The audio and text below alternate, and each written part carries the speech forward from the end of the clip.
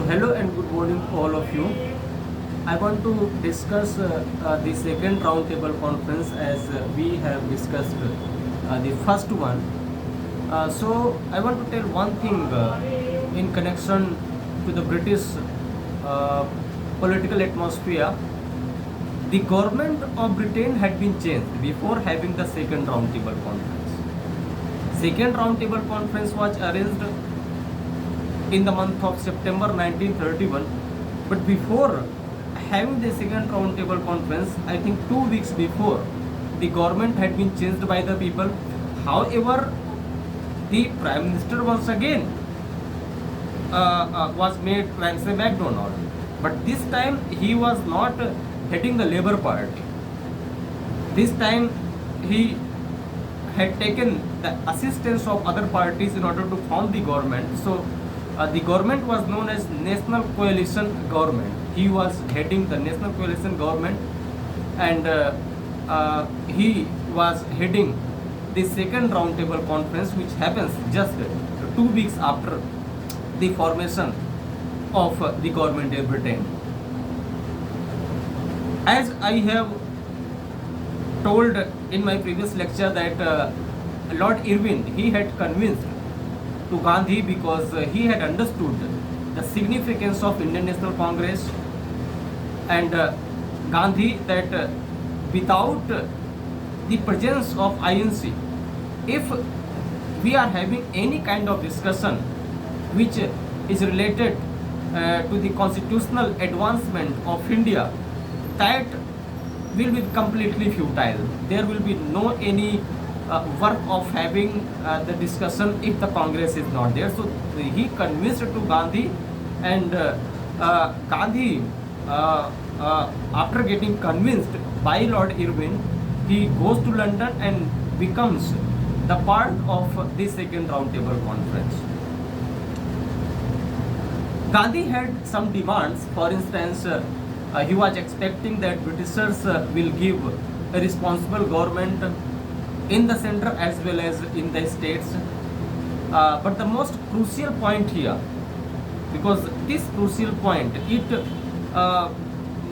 was deciding the success and failure of the second roundtable conference, and that was related to the separate electorate.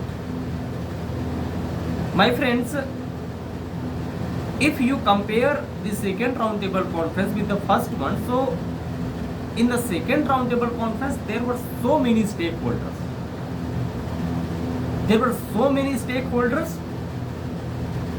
Therefore, it became very difficult for the INC or for Gandhi to convince to Britishers that I am the sole representative of the Indians, which was being said continuously by INC, by Indian National Congress until then. But in the second roundtable conference, because of the presence of so many stakeholders, for instance, what happens, Dr. Ambedkar, he was representing the untouchables. Other than this person, no doubt All India Muslim League was there, representing the Muslim interests. Dr. Munje, he was representing the Hindus, and Liberal Party, Tej Bahadur Sapru. Other than these, the princely states were also present there. So you can understand, Hindu Mahasabha was also there.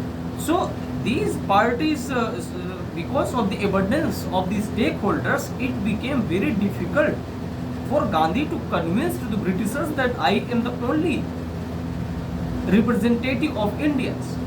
And when the matter came related to separate electorate, because Gandhi was against the separate electorate, but Ambedkar was in the favor.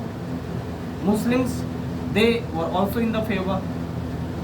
So this became a bone of contention, and especially this became a bone of contention between Ambedkar and Gandhi, because Gandhi was very firm in his point, especially in connection to the untouchables. He was saying that they had been the part of Hindu community and they will remain forever the part of this Hindu culture. You cannot separate them from the Hindu community. But Ambedkar, he was expecting something, this separate electorate for these untouchables. So a tug of war started happening between Gandhi and Ambedkar. However, this tug of war was resolved during Pune Pact in 1932. But my friends, if you evaluate the whole second roundtable conference, so because of this problem, this you can say means bone of contention between Ambedkar and Gandhi, the whole second roundtable conference was a failure attempt the way first roundtable conference was. So there was no any advancement. However, we had expected that something you can say better will happen. That's why Gandhi went there.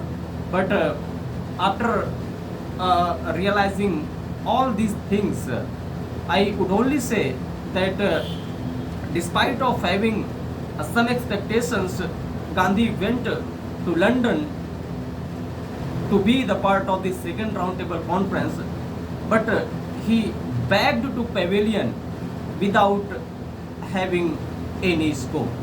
So it was the second roundtable conference.